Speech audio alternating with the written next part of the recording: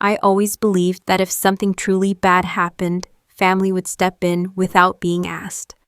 That belief ended on a Sunday afternoon in Madison, Wisconsin, with my back against the wall and my hand pressed hard to my chest. The pain didn't arrive loudly.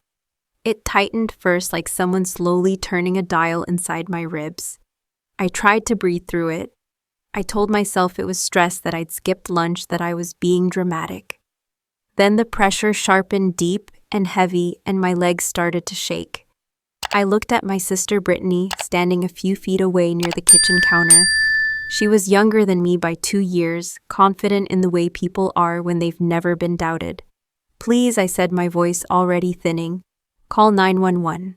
Her face hardened, not with fear, but with annoyance. "Hannah, stop," she said. "You're overreacting. You do this when you want attention." I reached for my phone on the coffee table, but she was faster. She picked it up, flipped it face down, and slid it out of reach with her foot. The sound it made against the wood was small, ordinary. That sound stayed with me. The room was full. My mother sat on the sofa, hands folded in her lap. An aunt and uncle stood near the window. 2 cousins hovered by the doorway. No one spoke. No one moved. I remember thinking how strange it was that so many people could be present and still leave someone completely alone. "I can't breathe," I said. The words barely made it past my lips. Brittany sighed loud enough for everyone to hear. "She's fine," she said to the room. "If we call an ambulance over nothing, it'll turn into a whole scene." My knees buckled.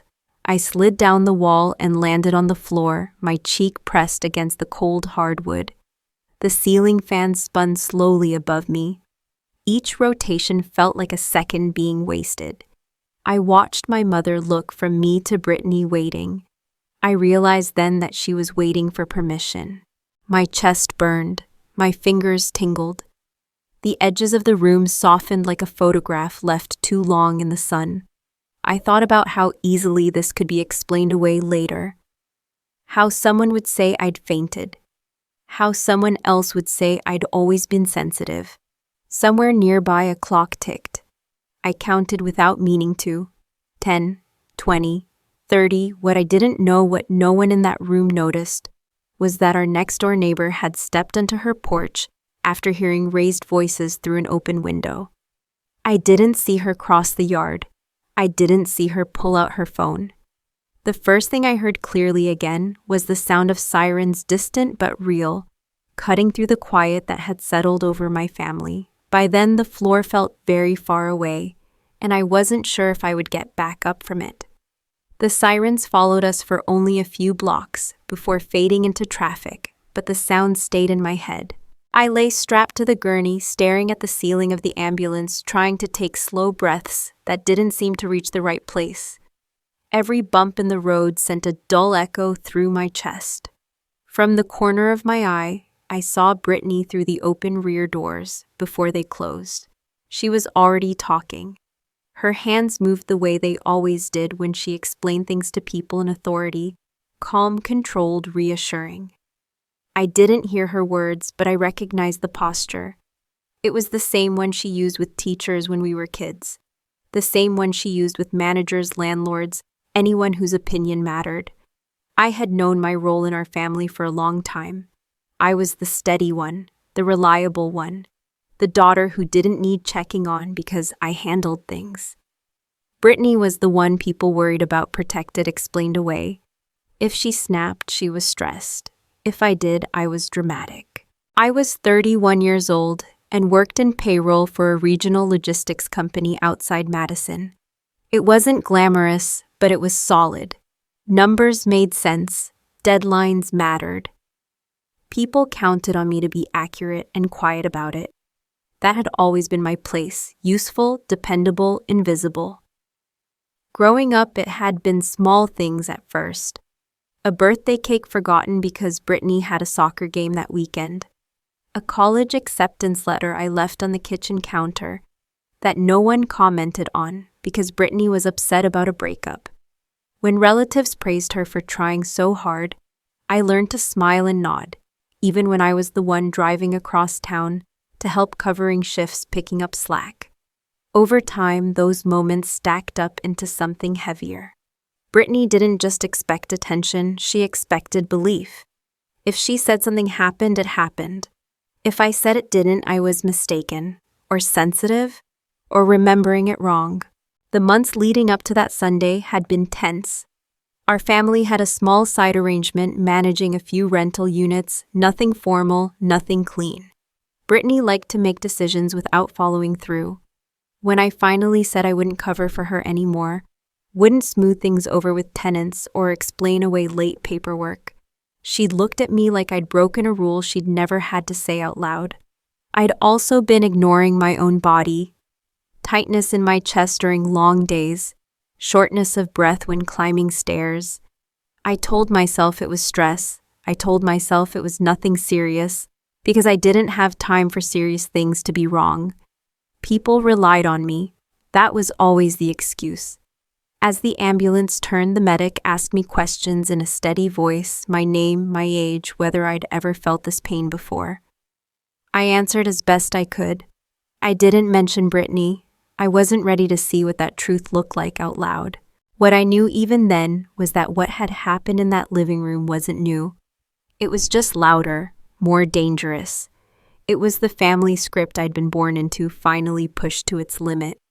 And somewhere beneath the fear and the pain, another thought settled in, quiet but firm. If I survived this, I couldn't keep pretending that silence was the same thing as peace. The first thing I remember clearly was a voice asking my name, as if it mattered more than anything else in the world. I was floating somewhere between pain and pressure when it cut through calm and steady, pulling me back. "Hannah," I said, though it came out rough. "That's good," the voice replied. "Stay with me, Hannah." I opened my eyes just long enough to see the inside of the ambulance. White walls, overhead lights. A man in a dark uniform leaning close. His expression focused but not alarmed. A patch on his sleeve read Dane County EMS. His name tag said Mateo Alvarez. He asked simple questions. How old was I? Had I ever felt pain like this before? Did I have any heart conditions I knew of? I answered what I could, pausing to breathe between words. Each inhale felt borrowed.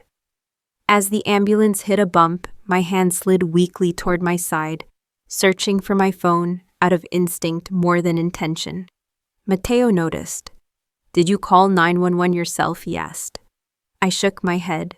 The movement sent a sharp reminder through my chest. "I tried," I said. "My sister, she took my phone." He didn't react the way people usually do when family comes up. No raised eyebrow, no softening, just a brief pause as he adjusted a line and looked at the monitor. "Okay," he said. "Who called then?" "Our neighbor," I whispered. Saying it out loud made it real in a way it hadn't been before. Mateo nodded once. He didn't say anything else right away, but I saw him reach for the clipboard secured near the bench seat. He wrote as we moved, steady handwriting, unaffected by the motion of the road. At the emergency entrance, the doors flew open and the air changed. Bright lights replaced the dull hum of the ambulance. Hands guided the gurney forward. Voices layered over one another, efficient and fast. I caught fragments: chest pain delay, female 31, delay. The words stayed with me. Later, in a quieter room with curtains pulled halfway closed, a doctor explained that my heart had been under significant strain. Not a full heart attack, but close enough to matter, close enough that timing had made a difference. If help had come later, the outcome could have been very different. I lay there listening, exhausted in a way that went deeper than my body. When the doctor left, Mateo appeared briefly at the foot of the bed.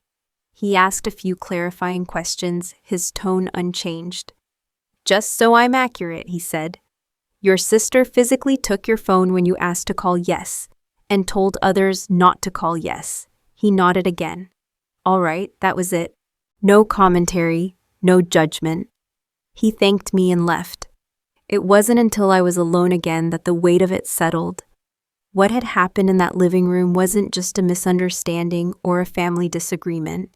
It was something that had a timeline, a sequence, a record. For most of my life, Brittany's version of events had always been the one that stuck. She spoke first. She spoke confidently. People followed her lead because it was easier than questioning it. But somewhere between my living room floor and that hospital bed, another version had been written down by someone who didn't know. Us didn't care who was favored and didn't need to choose sides. I didn't know yet what that meant. I wasn't thinking about police or consequences or justice. I was still too tired, too shaken, still trying to accept that I was alive. All I knew was that for the first time, the truth existed outside my head. And it had a timestamp. I woke up on Monday morning to the sound of someone knocking on my hospital door and the quiet certainty that Brittany hadn't gone home to sleep. She never did when there was a story still forming. A nurse stepped in with a clipboard tucked against her chest. She introduced herself, checked my vitals, and asked how I was feeling. Then she hesitated the way people do when they're deciding how much truth to offer a patient. "There was an officer here late last night," she said carefully. "He just wanted to make sure you were safe." Safe. The word landed oddly. I nodded, unsure what that meant anymore. After she left, I lay back and stared at the ceiling tiles, replaying the fragments I'd already been given. Brittany speaking to the paramedics. Brittany talking to my mother in the hallway. Brittany calm and composed, filling in the blanks before I could. By mid-morning, a hospital social worker stopped by. Her name was Karen, and she spoke in a low, practiced voice meant to soothe.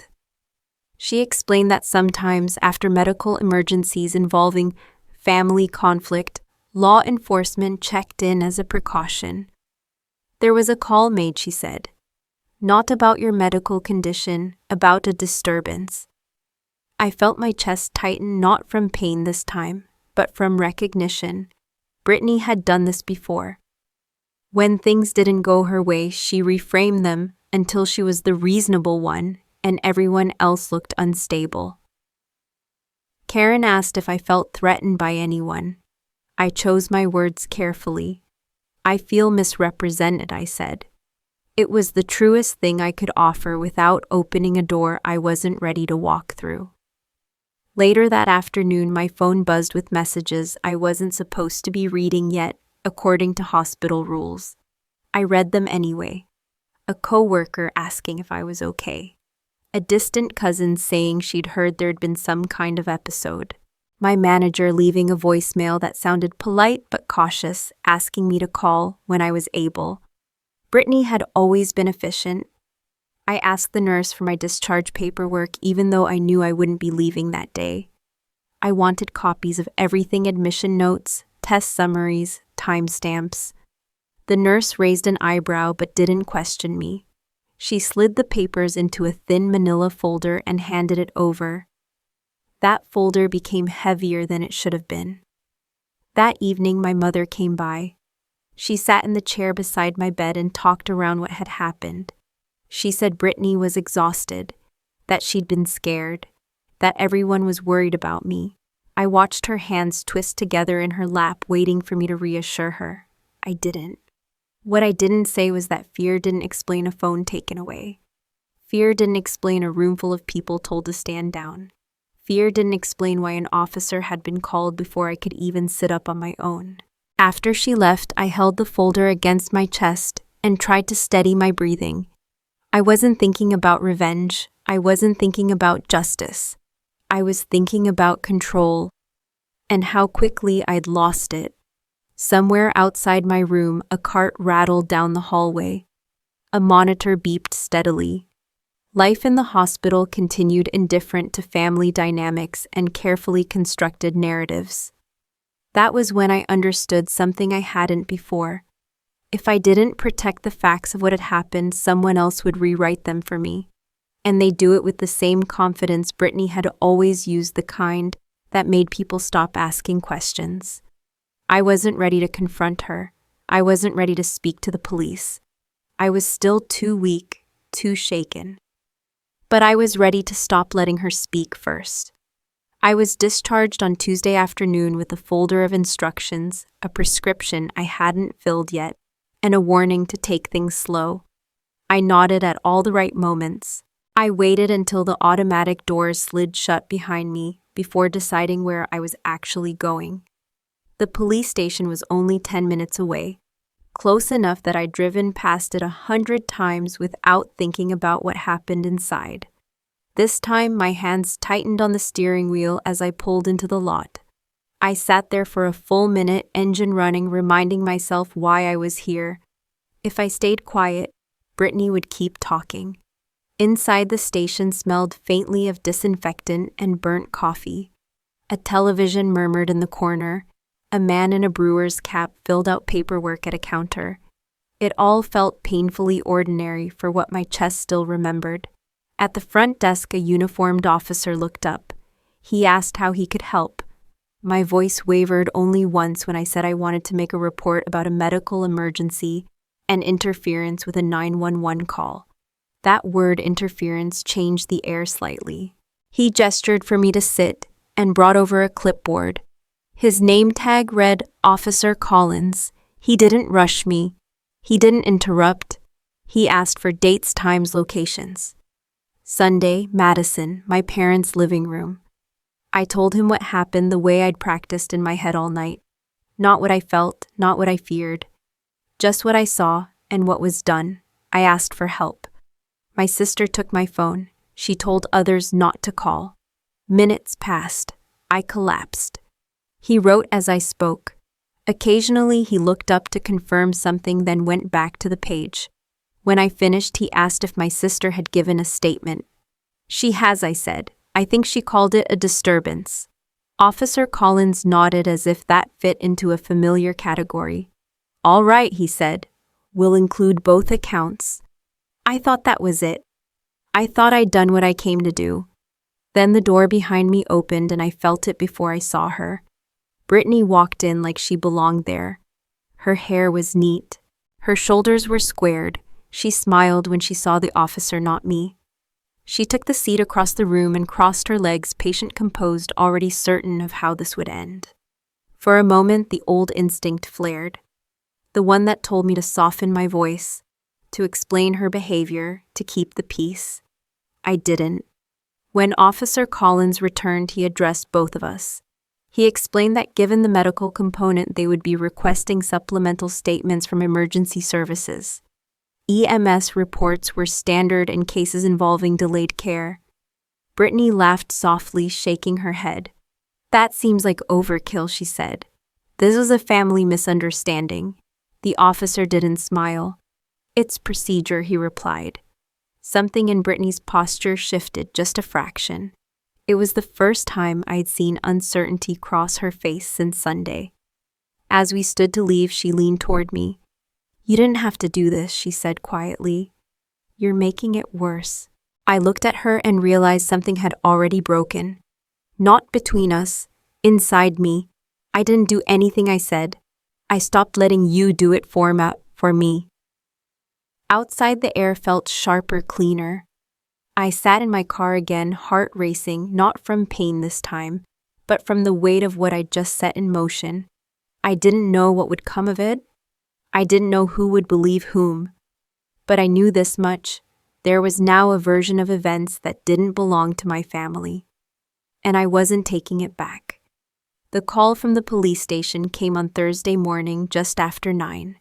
I was at my kitchen table, my discharge papers spread out beside a mug of coffee I hadn't finished. My chest still felt tender, like a bruise you notice only when you move the wrong way.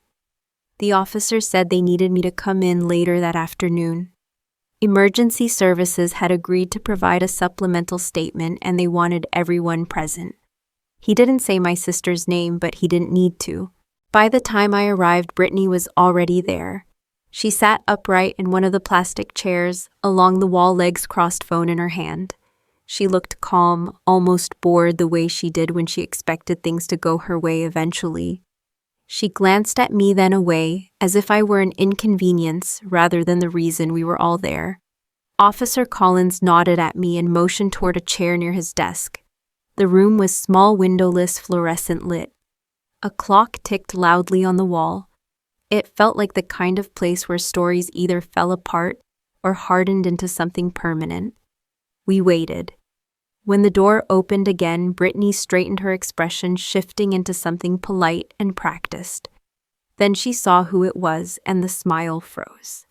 Mateo Alvarez stepped into the room in a navy uniform, his EMS jacket folded over his arm. He looked exactly as he had in the ambulance, focused, unhurried, carrying himself, like someone used to being listened to because lives depended on it. He nodded to the officers, then looked around the room. "Which one of you is Hannah?" he asked. I raised my hand slightly. He acknowledged me with a brief nod and turned back to Officer Collins. What followed wasn't dramatic. There were no raised voices. Mateo spoke in a steady, even tone, answering questions in the order they were asked.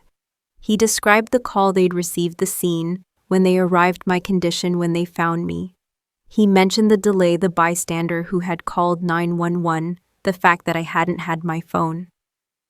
Brittany shifted in her chair. When it was her turn to speak, she leaned forward, palms open, her voice soft. She called it a misunderstanding, a family argument. She said I'd been anxious, that she'd been trying to keep things calm. Mateo listened without interrupting. When she finished, he didn't argue with her. He didn't accuse. He simply clarified. He explained what delayed care meant in cardiac events, how minutes mattered, how removing access to emergency services changed outcomes. His words were clinical, precise, impossible to bend. The room went quiet in a way I hadn't experienced before. Not awkward quiet, not polite quiet. The kind that settles when something true has been placed on the table and no one knows how to move it. Officer Collins thanked him and made notes. Another officer asked a follow-up question. Mateo answered and then fell silent, hands folded in front of him, his role complete. Brittany spoke again, more quickly this time. She said she hadn't realized how serious it was, that she'd only meant to help. Her voice rose just enough to sound defensive.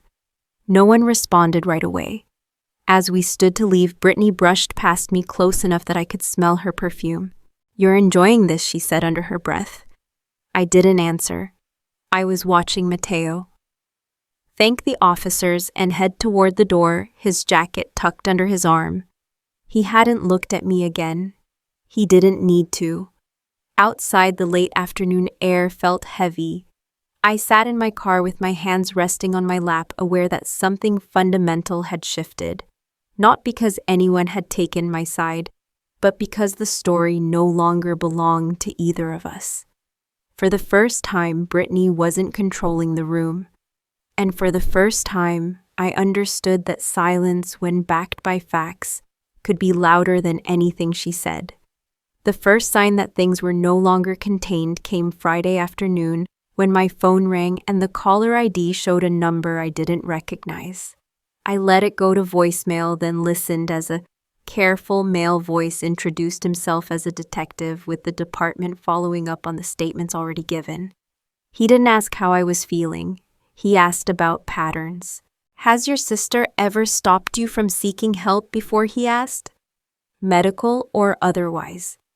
The question landed harder than I expected, not because I didn't know the answer, but because I'd never heard anyone ask it out loud. I told him the truth as precisely as I could. No accusations, no diagnoses, just moments. Times Brittany took over situations that weren't hers to control. Times I was told to calm down, not make a fuss. Wait it out. After we hung up, I sat at the kitchen table and stared at the wall, realizing that what I'd lived with for decades was finally being examined as a pattern instead of a personality quirk. That same evening, the neighbor who had called 911 stopped by. Her name was Marlene Fisher, a retired school secretary who had lived next door to my parents for nearly 15 years. I knew her well enough to wave to chat about the weather. I hadn't known she was watching that Sunday. She told me the police had contacted her for a formal statement. She apologized for not coming sooner, her voice tight with emotion. "I didn't think it was my place," she said, "until I realized no one else was doing it." She described what she'd seen from her porch. Brittany standing between me and the phone. My mother frozen, the minutes ticking by. She had it all written down, she said, because that was how she'd been trained to do things clearly in order without embellishment. While Marlene spoke, my phone buzzed again. This time it was my manager. He didn't accuse me of anything. He didn't need to. He told me he'd received a call expressing concern about my stability, about whether I was fit to return to work after a family incident.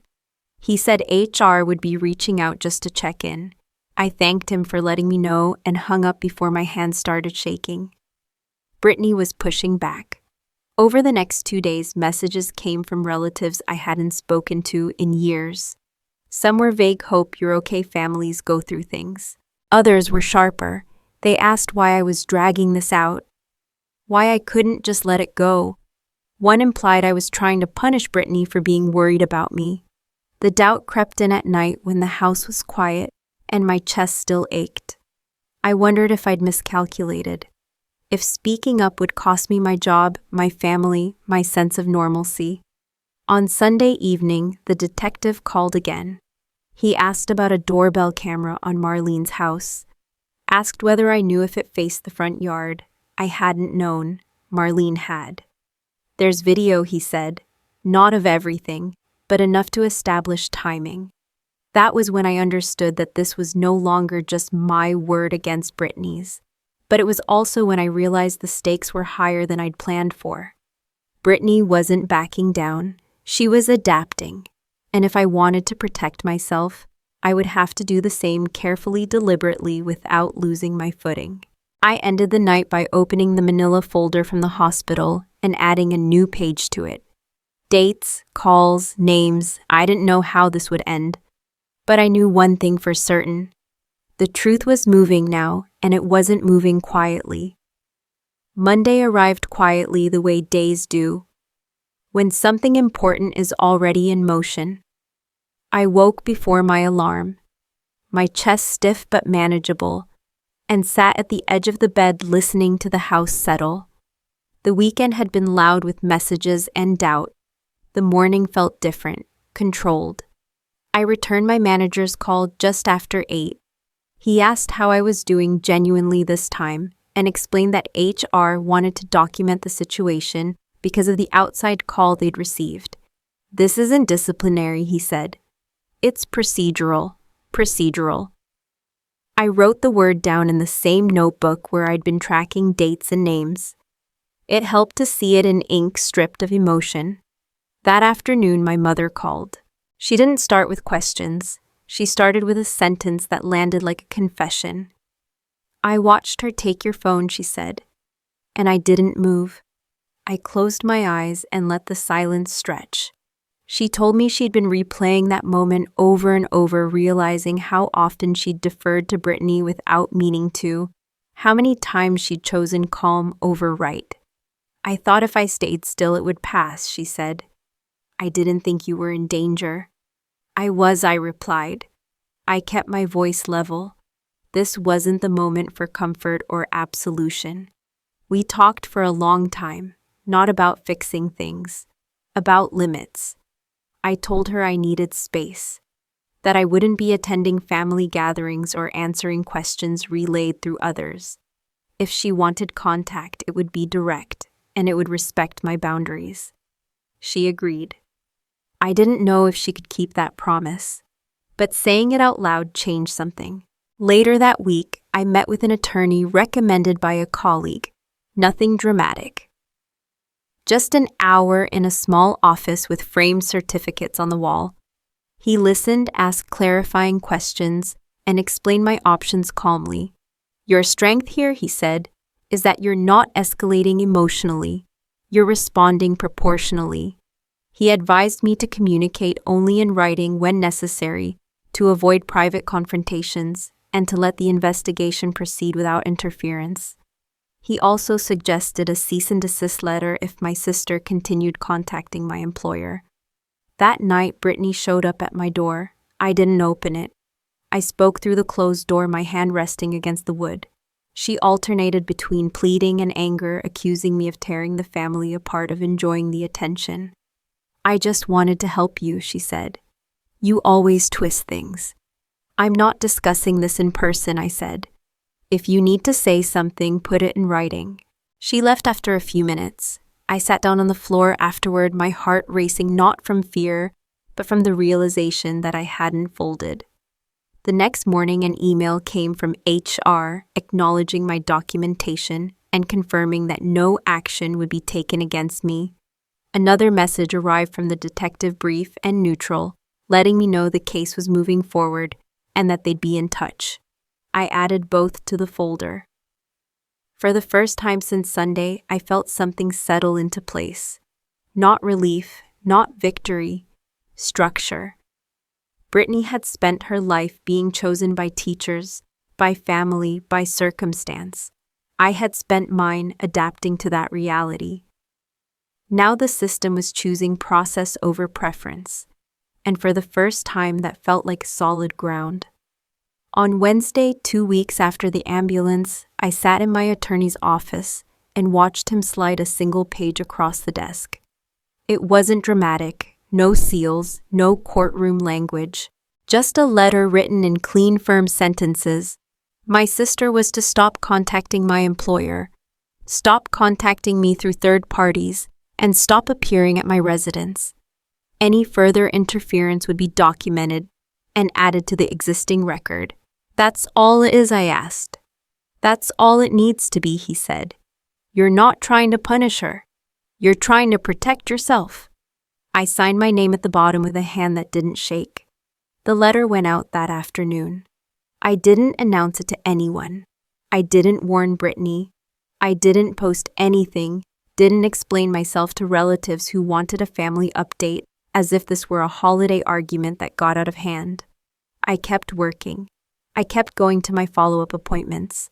I kept my notes in the manila folder, emails from HR, the detective's case number, Marlene Fisher's statement summary, the hospital discharge page with its timestamps. I was building something I'd never built before, a life that didn't depend on people believing my tone. Brittany, meanwhile, was unraveling in ways she couldn't hide. I heard it through the same channels she used to control. A cousin texted me that Brittany had been taking time off from her job. Another relative mentioned she'd been called into a meeting with her supervisor after the police reached out for verification of contact information. No one told me details. They didn't have to. In a city like Madison, word didn't travel because people were cruel. It traveled because people were curious, and Brittany had always made sure curiosity pointed away from her. Then on Friday night, she tried again. I came home to find her car at the curb. She was on my porch like she belonged there. Arms wrapped around herself against the early spring cold.